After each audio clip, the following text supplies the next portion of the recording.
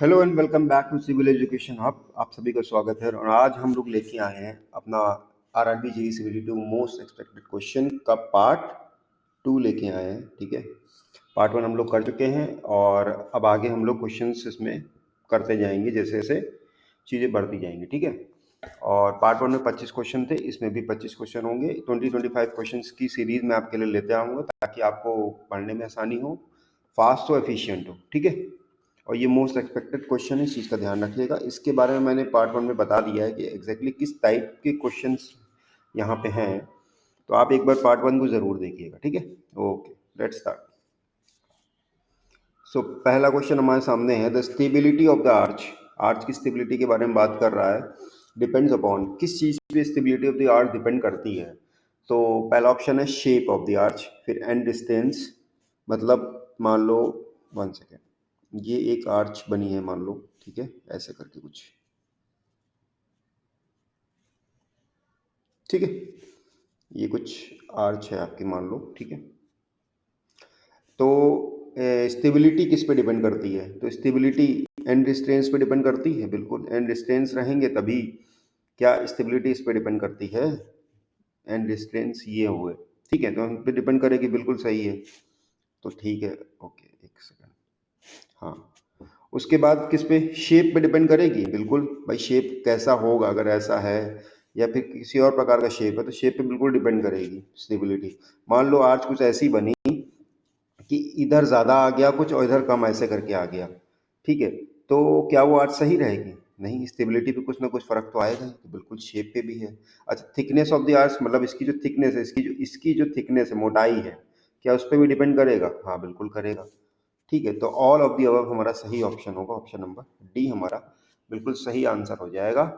और नीचे मैंने इसका वो भी दे रखा है, हाँ ये देखिए, क्या मैंने बताया इसमें कि आर्च किस किस चीज़ पे डिपेंड करता है? शेप पे डिपेंड करता है, थिकनेस पे डिपेंड करता है, type of the end distance is that prevents movement और रोटेशन, इन तीनों चीज़ों पे डिपेंड करता है। ठीक है, चलते हैं नेक्स्ट क्वेश्चन पे, क्वेश्चन नंबर 27 के ऊपर। इन ए कैंटिलीवर बीम पूछ रहा है, the maximum bending moment is located. Cantilever beam में मैक्सिमम बेंडिंग मोमेंट कहाँ होता है? कैंटिलीवर बीम अपनी कुछ ऐसे होती है, ठीक है। इस पे अगर हम लोड लगाते हैं, कहीं भी लगाते हैं, यहाँ लगाते हैं, यहाँ लगाते हैं, यहाँ लगाते हैं, कहीं भी लगाते हैं, तो सबसे ज़्यादा बेंडिंग मोमेंट किस में आएगा? भाई बेंडिंग मोमेंट क्या होता है? ये फोर्स इनटू जितना भी ये डिस्टेंस हो जाएगा, ठीक है। तो फोर्स इनटू डिस्टेंस ये करेंगे तो यहाँ पे बेंडिंग मोमेंट सबसे ज़्यादा आएगा। और ये कौन सा पार्ट है? ये हमारा जो है वो एंड रिस्ट्रेन है ना। ये जो एंड रिस्ट्रेन है या फिर जो भी कह लीजिए आप इसको, ठीक है, फिक्स एंड कह लीजिए, ठीक है, ये हमारा फ्री एंड है, ये हमारा फिक्स एंड है। तो सबसे ज़्यादा बेंडिंग मोमेंट किस तरफ आएगा? फिक्स एंड पे आएगा। तो ऑप्शन नंबर सी हमारा करेक्ट आंसर हो जाएगा। 1 सेकेंड, ठीक, ऑप्शन नंबर सी हमारा करेक्ट ऑप्शन हो जाएगा। फिक्स एंड पे सबसे ज़्यादा बेंडिंग मोमेंट आता है कैंटिलीवर बीम के केस में, ठीक है। और चलते हैं आगे, देखते हैं नेक्स्ट क्वेश्चन, क्वेश्चन नंबर 28 की तरफ बढ़ते हैं। Which test is perform to determine the workability of concrete. तो कंक्रीट की वर्केबिलिटी जो होती है उसको डिटरमाइन करने के लिए, उसको पहचानने के लिए हम कौन सा टेस्ट करते हैं, ये बता रहा है, पूछ रहा है। तो कौन सा होता है? कंप्रेशन टेस्ट होता है? नहीं, कंप्रेशन वर्केबिलिटी के लिए नहीं होता है, पहली बात तो, ठीक, तो ये तो गलत हो गया। स्लम टेस्ट होता है? बिल्कुल होता है, ठीक है। फिर स्प्लिट टेंसाइल टेस्ट किस लिए होता है? स्प्लिट टेंसाइल टेस्ट में जो होता है वो टेंसाइल स्ट्रेंथ चेक करने के लिए होता है। और साउंडनेस टेस्ट जो होता है वो साउंडनेस ऑफ द कंक्रीट के लिए होता है। तो ये भी गलत हो जाएगा, ये भी गलत हो जाएगा, बचा क्या हमारा? ऑप्शन नंबर बी वो सही आंसर हो जाएगा। तो स्लम टेस्ट है जो कि वर्केबिलिटी के लिए होता है, ठीक है। चलते हैं आगे।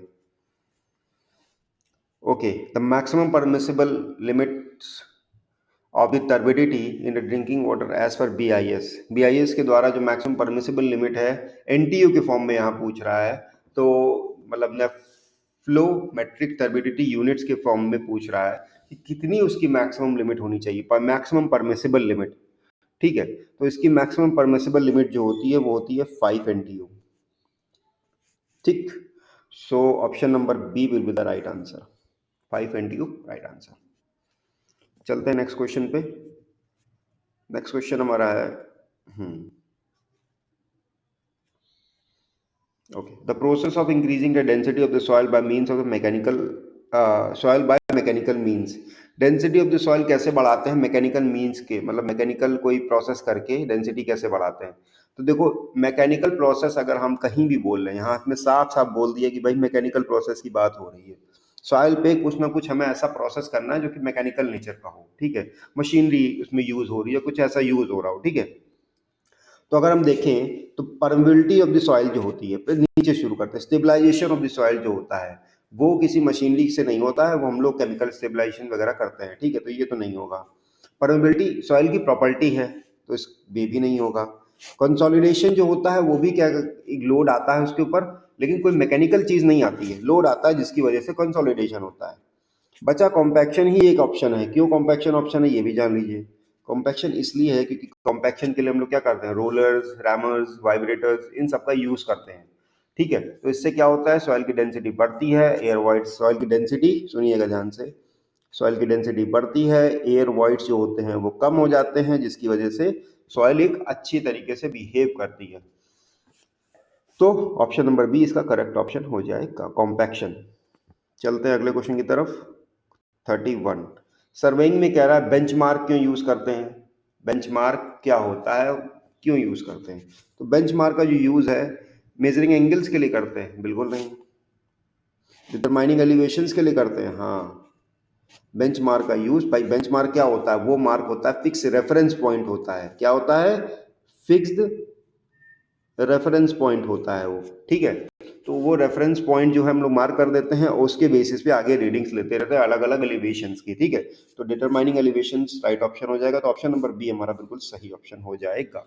बाकी डिस्टेंस मेजर करने के और प्रॉपर्टी बाउंड्री के लिए नहीं यूज करते बेंचमार्क को एलिवेशन के लिए यूज करते हैं, ठीक है।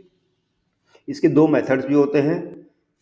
बेंचमार्किंग के बाद जो हम एलिवेशन डिटरमाइन करते हैं उसके लिए दो मेथड्स यूज करते हैं। आप लोग कमेंट सेक्शन में बताइएगा कौन से मेथड्स हैं। चलते हैं साउंडनेस के ऊपर। क्वेश्चन नंबर 32 साउंडनेस की बात कह रहा है। तो soundness test of the cement determines it. Soundness क्या डिटरमाइन करता है मेनली? अगर हम देखें तो साउंडनेस क्या होता है, अगर हम साउंडनेस को समझें तो साउंडनेस जनरली क्या होता है, it is a change in volume. Volume में जो भी चेंज आएगा उसे हम लोग साउंडनेस कह देते हैं, ठीक है। एक्सपेंशन होगा या फिर कॉन्ट्रैक्शन जो भी होगा, मेनली एक्सपेंशन होगा सेटिंग, तो क्या होगा, ठीक है। तो वॉल्यूम से रिलेटेड जो होगा वो होगा साउंडनेस। अब सेटिंग टाइम तो ऑप्शन में है, ये बिल्कुल नहीं होगा। स्ट्रेंथ से भी कोई रिलेशन नहीं, वॉल्यूम स्टेबिलिटी होगा, तो वॉल्यूम से रिलेशन है साउंडनेस का। तो साउंडनेस के द्वारा हम क्या डिटरमाइन करते हैं, वॉल्यूम चेंजेस को डिटरमाइन करते हैं, ठीक है। आगे बढ़ते हैं नेक्स्ट क्वेश्चन की तरफ। क्वेश्चन नंबर 33 हमारे सामने, देखते हैं। The chemical formula of gypsum. देखो, chemical formula of gypsum which is used in cement is, क्या होगा केमिकल फॉर्मूला ऑफ जिप्सम? देखो, जिप्सम की छोटी सीधी सी बात है, इसमें ऑप्शंस अगर हम ध्यान से देखेंगे तो हमें बहुत क्लियरली समझ में आ जाएगा। जो जिप्सम का फॉर्मूला होता है उसमें वाटर ऑफ क्रिस्टलाइजेशन एक्स्ट्रा होता है। मतलब क्या, मतलब ये जो आपका पार्ट है, ये जो आपका पार्ट है ये एक्स्ट्रा होता है। तो एक ही ऑप्शन है जो मैच कर रहा है इस चीज को, ऑप्शन नंबर बी। तो option number B correct option हो जाएगा, CaSO4.2H2O। चलते हैं आगे। नाउ क्वेश्चन नंबर 34 हमारे पास। The angle of repose of soil is the angle between. Angle of repose जो सॉइल में होता है, मैकेनिक्स की बात नहीं कर रहा है, या सॉइल की बात कर रहा है, तो angle of repose of soil is the angle between, किसके बीच में होता है? तो एंगल ऑफ रिपोज जो होता है वो आपके हॉरिजॉन्टल ग्राउंड, मान लो ये आपका ग्राउंड है हॉरिजॉन्टल, ठीक है, ये ग्राउंड है आपका, और स्लोप के बीच का ग्राउंड होता है। जो भी स्लोप बन रही है मान लो ऐसे, तो इसके बीच का जो एंगल होगा वो होगा एंगल ऑफ रिपोज। तो ऑप्शन नंबर क्या हो जाएगा, ए हो जाएगा। ऑप्शन नंबर ए हमारा करेक्ट ऑप्शन हो जाएगा, ठीक है। Option number A will be the right option. Okay, चलते हैं आगे। 35 question 35। Which factor is the most significantly affect the permeability of the soil? कौन सा ऐसा फैक्टर है जो कि सबसे ज्यादा परमेबिलिटी ऑफ द सॉइल को अफेक्ट करता है? तो वो एक ही ऐसी चीज है जो कि परमेबिलिटी को अफेक्ट करता है सबसे ज्यादा, वो है पार्टिकल का साइज। पार्टिकल के साइज बहुत मैटर करता है परमेबिलिटी में, ठीक है। क्यों? क्योंकि परमेबिलिटी भाई प्रॉपर्टी ही ऐसी है ना। पानी, जो हमारे सॉइल के कण होते हैं छोटे छोटे, मान लो ये कण है खूब सारे, ठीक है, ये है, ठीक है, 1 सेकेंड, ये बहुत सारे कण हैं सॉइल का, एक ये हमने सैंपल ले रखा है सॉइल का मान लो, ठीक है, ये एक सैंपल ऑफ द सॉइल है, इसमें बहुत सारे कण हैं। अब इस कण से जब पानी ऐसे ऐसे करके धीमे धीमे ऐसे ऐसे कुछ करके निकलेगा, पास करेगा, इसे ही परमेबिलिटी कहते हैं। तो पार्टिकल साइज का इसमें सबसे बड़ा रोल होता है, ठीक है, तो ऑप्शन नंबर ए हमारा करेक्ट ऑप्शन हो जाएगा। चलते हैं आगे, कह रहा है what is the most commonly use material for manufacturing sewer pipe. Sewer की पाइप सबसे ज्यादा किससे बनते हैं? अगर जनरली आप लोगों ने बाहर भी देखा होगा तो मेनली वो कंक्रीट के पाइप्स होते हैं जो कि सीवरेज में यूज किए जाते हैं। क्यों? क्योंकि स्ट्रेंथ ज़्यादा होती है, ड्यूरेबिलिटी अच्छी होती है, और सबसे बड़ी बात जो एसिडिक नेचर का होता है जनरली हमारा जो सीवेज होता है, ठीक है, हल्का एसिडिक या ज़्यादा एसिडिक भी हो सकता है, रेजिस्टेंट, तो मेनली हम लोग उसको केमिकल अटैक से रोकता है ये concrete, resistance to chemical attack होता है, जिसके कारण कंक्रीट का हम लोग यूज ज़्यादा करते हैं। तो strength, durability and resistance to chemical attack, ये 3 प्रॉपर्टीज ऐसी हैं जिसके कारण हम लोग कंक्रीट पाइप्स का यूज करते हैं सीवरेज सिस्टम में। ठीक, चलते हैं आगे। Question number 37. Which method is used to determine the in situ density of the soil? Which method is used to determine the in situ density of the soil? तो in situ density मतलब कि हमने density of the soil निकालनी है, तो किस method से निकालेंगे? प्रॉक्टर टेस्ट तो कॉम्पैक्शन से रिलेटेड है। एटरबैक लिमिट्स जो टेस्ट होते हैं वो हम लोग अलग चीज़ के लिए करते हैं, वाटर मतलब मेनली उसकी वाटर कंसिस्टेंसी निकालने के लिए करते हैं, वाटर कंटेंट निकालने के लिए करते हैं लिमिट्स, जिसमें liquid limit, plastic limit, shrinkage limit, अलग अलग लिमिट्स आती हैं, लेकिन इसका डेंसिटी ऑफ द सॉइल से कोई रिलेशनशिप नहीं है। हाइड्रोमीटर टेस्ट का भी कोई रिलेशनशिप नहीं है। तो बचता क्या है? एक ही ऑप्शन बचता है, वो कोर कटर मेथड, जिसको हम लोग इन सिटू डेंसिटी के लिए यूज करते हैं। तो कोर कट करते हैं और उसके बेसिस पे हम लोग निकालते हैं इन सिटू या फिर डेंसिटी ऑफ द सॉइल। ठीक, चलते हैं नेक्स्ट क्वेश्चन की तरफ। सिंपल सा क्वेश्चन आपके सामने। 38 question, the modulus of elasticity of the steel is approximately, approximate value पूछ रहा है तो जीपीए में पूछ रहा है, मतलब गीगापास्कल में पूछ रहा है, तो इसकी वैल्यू हो जाएगी 200 जीपीए, या फिर इसको हम लोग ऐसे कह सकते हैं 2 इंटू 10⁵ न्यूटन पर एमएम स्क्वायर, या फिर इस न्यूटन पर एमएम स्क्वायर को हम लोग एक यूनिट और लिख सकते हैं, इसे लिखते हैं हम लोग एमपीए, मेगा पास्कल भी इसको लिख सकते हैं। तो ये याद रखिएगा, यूनिट में कंफ्यूजन ना होने पाए। ठीक, चलते हैं आगे। ऑप्शन नंबर 20 का करेक्ट ऑप्शन था इन अ वाटर ट्रीटमेंट प्लांट, ठीक है, the purpose of sedimentation. Sedimentation का पर्पस क्या होता है? सेडिमेंटेशन अपने आप में वर्ड ही कर रहा है, सेडिमेंट करना, मतलब अगर पानी का कोई टैंकर है मान लो, इसमें खूब सारे पार्टिकल्स हैं, इसमें पानी भी भरा है साथ में, तो ये पार्टिकल्स यहाँ पे नीचे के साइड में आके बैठ जाएं, इसी को सेडिमेंटेशन कहते हैं हम लोग। ठीक है, तो क्या होगा? Settling of the particles, settle suspended solids. Option number B will be the right answer. चलते हैं नेक्स्ट क्वेश्चन की तरफ। The main function of admixture in the concrete, concrete में एडमिक्सचर का मेन फंक्शन क्या होता है? तो एडमिक्सचर जो भी होते हैं कंक्रीट में, वो कंक्रीट की ड्यूरेबिलिटी, स्ट्रेंथ और वर्केबिलिटी मेनली इंक्रीज करने के लिए यूज किए जाते हैं। तो यहाँ पे ऑप्शन नंबर बी जो हमारा हो जाएगा वो बिल्कुल करेक्ट ऑप्शन हो जाएगा। भाई कॉस्ट रिड्यूस होती नहीं, क्योंकि एडमिक्सचर मिलाना थोड़ा महंगा होता है, ऑब्वियसली बात है। इंक्रीज इन द वेट तो बिल्कुल नहीं होगा, क्योंकि वेट नहीं इंक्रीज होता है, इसकी वजह से होता है, लेकिन इसका मेन पर्पस ये नहीं होता है। रिड्यूसिंग सेटिंग टाइम ये भी नहीं होता है। एडमिक्सचर का यूज क्या होता है? इंप्रूव वर्केबिलिटी के लिए होता है। आगे बढ़ते हैं। ओके, क्वेश्चन नंबर 41 हमारे सामने है, देखते हैं क्या कह रहा है। The distance between two consecutive crest points in a wave is called. अब ये देखो क्या है, समझो। ये वेव है मान लो, ठीक है, तो इसमें एक ये पॉइंट होता है और एक ये पॉइंट होता है। तो मेनली पूछ रहा है कि इन दोनों पॉइंट के बीच के डिस्टेंस को क्या बोलते हैं? तो इसे कहते हैं लैम्डा, जिसे डिफाइन करते हैं वेवलेंथ। तो इसका ऑप्शन हो जाएगा ऑप्शन नंबर सी। इसे हम लोग एक सेकंड, इस पार्ट को हम लोग क्रेस्ट बोलते हैं, इस पार्ट को हम लोग ट्रफ बोलते हैं, और इसे हम लोग क्या कहते हैं? Distance between the both is called wavelength. आगे चलते हैं क्वेश्चन नंबर 42 पे। 1 सेकंड, एक सेकंड, आई थिंक मुझसे कुछ गलत बटन प्रेस हो गया है। Okay, now okay, the device use to measure the wind speed को मेजर करने वाली डिवाइस, बहुत ही सिंपल आंसर है इसका, सबको पता होना चाहिए। Option number A, anemometer. Anemometer use किया था विंड स्पीड को मेजर करने के लिए, ठीक है। Next question, the coefficient of permeability highest in which type of soil को, अभी मैंने बताया कि परमेबिलिटी क्या होती है, ठीक है। अभी पूछ रहा है कि किस टाइप की सॉइल में कोफिशिएंट ऑफ परमेबिलिटी हाईएस्ट होगा। तो भैया सबसे ज्यादा पानी निकलने की क्षमता किस में होती है? जितने बड़े पार्टिकल्स होंगे उतना ज्यादा पानी अच्छे से निकल पाएगा भाई, उसके बीच जितनी ज्यादा अगर हम ये कहें मेनली जितनी ज्यादा स्पेसेस होगी बिटवीन द पार्टिकल्स, ये पार्टिकल्स है मान लो, ठीक है, अभी ये पार्टिकल एक है और उसके बाद मान लो कुछ ये भी, ये करके कुछ पार्टिकल है, फिर ये पार्टिकल है, ऐसे करके खूब सारे पार्टिकल है, ठीक है। तो जितनी ज्यादा पार्टिकल्स के बीच में स्पेस होगी उतनी ज्यादा उसकी परमेबिलिटी हाईएस्ट होगी, ठीक है। ये तो सिंपल सी बात है। तो इसमें ऑप्शन सबसे ज्यादा किस में है, सबसे ज्यादा स्पेस किसके बीच में होगी? तो ऑप्शन नंबर डी, ग्रेविल में सबसे ज्यादा इंटर पार्टिकल स्पेस होगी, जिसकी वजह से परमेबिलिटी जो हमारी है सबसे ज्यादा हो जाएगी, ठीक है। और वैसे भी अगर आप फॉर्मूला आपको याद है या इक्वेशन याद है तो के हमारा डायरेक्टली प्रोपोर्शनल किसके होता है? डी स्क्वायर के प्रोपोर्शनल होता है, ठीक है। चलते हैं नेक्स्ट क्वेश्चन की तरफ। Question number 44, the material use for dam proofing of the buildings. Dam proofing जो करते हैं हम लोग, मतलब सीलन से रोकने के लिए जो भी प्रोसेस करते हैं उसे डैम प्रूफिंग कहते हैं। और ये मटेरियल कौन सा इसमें यूज किया जाता है जनरली? तो सबसे ज्यादा असरकार जो मटेरियल है डैम प्रूफिंग के लिए वो है बिटुमिन। तो बिटुमिन का यूज करते हैं। आप लोगों ने देखा भी होगा कहीं कहीं कि लोग अपने घरों में दीवारों पे या कहीं भी अंदर की तरफ वो लोग बिटुमिन का एक लेयर चढ़वा देते हैं, उसके बाद पेंटिंग है ये सब करते हैं, ताकि वो डैम्पनेस जो है, जो नमी है, वो दीवार से बाहर ना आने पाए, ठीक है। तो ऑप्शन नंबर ए इसका सही ऑप्शन हो जाएगा।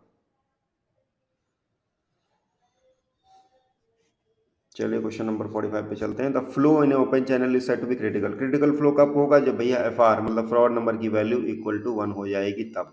तो ऑप्शन नंबर बी इसका करेक्ट ऑप्शन हो जाएगा, ये वाला, ठीक है। चलते हैं नेक्स्ट क्वेश्चन की तरफ। The main constituent of the cement is for early strength development के लिए क्या यूज करना, क्या होता है मेनली? अर्ली स्ट्रेंथ डेवलपमेंट के लिए कौन सा कॉन्स्टिट्यूएंट रिस्पॉन्सिबल होता है सबसे ज़्यादा? तो अर्ली स्ट्रेंथ डेवलपमेंट के लिए जो होता है वो होता है C3S। क्या होता है? रुक जाओ यार, C3S का यूज होता है अर्ली स्ट्रेंथ डेवलपमेंट के लिए। अब कंफ्यूज ना होना, जो तुम्हारा C3A होता है, C3A होता है वो क्विक सेटिंग के लिए होता है, अर्ली स्ट्रेंथ डेवलपमेंट के लिए नहीं होता है, ठीक है। तो अर्ली स्ट्रेंथ डेवलपमेंट जो होता है वो C3S में होता है। अगर हम लेटर स्टेज की बात करें, मतलब लेट स्ट्रेंथ डेवलपमेंट जो होता है वो C2S की वजह से होता है, और जो क्विक सेटिंग होती है वो C3A की वजह से होती है। तो ये तीनों चीज को समझ लीजिएगा। चलते हैं नेक्स्ट क्वेश्चन की तरफ। The instrument use to determine the horizontal and the vertical angles in a surveying is called. कल मैंने ये क्वेश्चन कराया, आई थिंक थोड़ी लाइट इसका आंसर हो जाएगा। Next question, in a water supply system the primary function of an overhead tank. जो अपना overhead tank होता है इसका प्राइमरी फंक्शन होता क्या है? भाई सबके घर के आसपास कहीं ना कहीं ओवरहेड टैंक तो बना ही होगा, देखा भी होगा सबने अपनी लाइफ में कभी ना कभी तो एक बार। तो ओवरहेड टैंक का मेन पर्पस क्या होता है? ये देखिए बेसिक क्रिटिकल थिंकिंग है, इसके लिए आपको कुछ पढ़ने की खास जरूरत नहीं है, अगर आप सोचेंगे तो भी दिमाग लगा लें। देखिए वाटर को स्टोर करने का काम आता है, बिल्कुल हाँ, पानी स्टोर करते हैं, घर में सप्लाई करते हैं। उसके बाद वाटर प्रेशर को इंक्रीज करने का काम आता है, बिल्कुल, क्योंकि ऊंचाई पे बनाते हैं तो ऊंचे से जब नीचे की तरफ पानी आता है तो वाटर का प्रेशर जो है वो अपने आप अच्छा हो जाता है, बढ़ जाता है। तो बिल्कुल कॉन्टिन्यूस सप्लाई के लिए यूज करते हैं, हाँ बिल्कुल, कॉन्टिन्यूस सप्लाई या बैकअप के लिए यूज करते हैं। क्यों यूज करते हैं भाई? जैसे मान लो घर में नॉर्मली आपके ट्यूबवेल वगैरह से पानी आ रहा है, अब वो नहीं है तो आपके पास ओवरहेड टैंक्स की भी सुविधा होती है, ताकि वो सप्लाई पानी की ना रुक पाए in case of emergency also. और कहीं कहीं पे ओवरहेड टैंक्स के द्वारा ही सिर्फ आता है, तो बैकअप ओवरहेड टैंक्स लगाए जाते हैं। तो इसका आंसर हो जाएगा all of the above, option number D इसका सही आंसर हो जाएगा। चलते हैं नेक्स्ट क्वेश्चन की तरफ। तो shrinkage of the concrete is primarily caused by. Shrinkage क्यों होता है भाई? श्रिंकेज ऑफ द कंक्रीट क्या किस वजह से होता है? Loss of water, expansion due to heat, excess cement content, या फिर एडिशन ऑफ एडमिक्सचर। एडमिक्सचर के एडिशन के कारण नहीं, एक्सेस ऑफ सीमेंट कंटेंट बिल्कुल नहीं, एक्सपेंशन ड्यू टू हीट नहीं। श्रिंकेज किस वजह से होता है? Loss of water. जब कंक्रीट से पानी उड़ने लगता है तो उसमें क्रैक डेवलप होते हैं, जिसकी वजह से उसे श्रिंकेज कह देते हैं, ठीक है। Concrete shrinkage occur due to evaporation of the water leading to volume reduction, जिसकी वजह से वॉल्यूम कम हो जाता है और पोटेंशियल क्रैक्स डेवलपमेंट होने के चांसेस बढ़ जाते हैं। ठीक है, चलते हैं नेक्स्ट क्वेश्चन की तरफ। लास्ट क्वेश्चन आई थिंक, हाँ। The method use to estimate the water content in the soil, water content के लिए कौन सा मेथड यूज करते हैं? सॉइल का क्वेश्चन है कि the method use to estimate the water content in a soil sample is called sand bath method है, ओवन ड्राइंग है, पिक्नोमीटर है या ऑल ऑफ द अबव है। तो आपको जो नॉलेज के लिए ये तीनों ही मेथड जो है वो हम लोग यूज करते हैं, sand bath, oven drawing, pycnometer, all of the above इसका सही आंसर हो जाएगा, ऑप्शन नंबर डी इसका सही आंसर। ठीक है, तो फिलहाल के लिए इतना ही है। नेक्स्ट मैं आज ही या फिर कल शाम तक इसको अपलोड करूंगा, दूसरी वाली पार्ट में तीसरा पार्ट भी। अभी आप ये सेकंड पार्ट है, इसको देखिए, आराम से समझिए और मॉक के फॉर्म में इसको देना शुरू करिए। ठीक है, till then goodbye and thank you.